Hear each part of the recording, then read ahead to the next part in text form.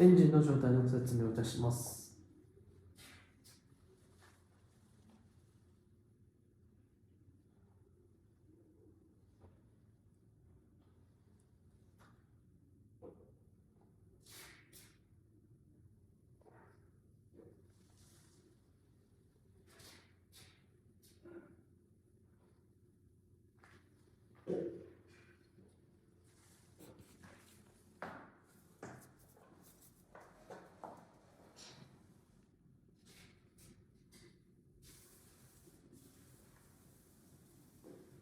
圧縮の方になりますが、特にばらつきはしていません。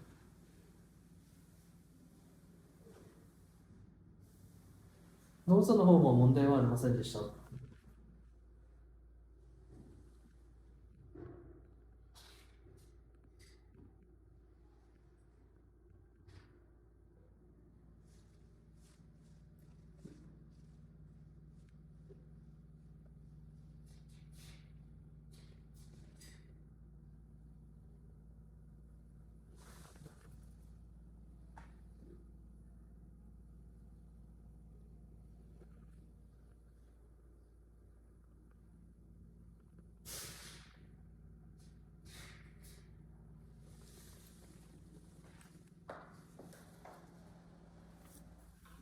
重さの方は約238キロになります。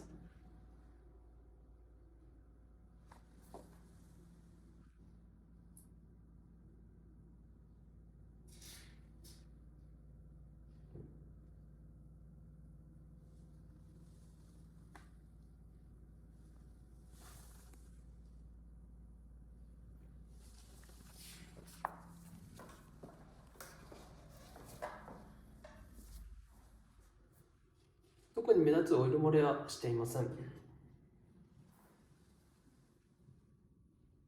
多少のオイルにじみ程度あります。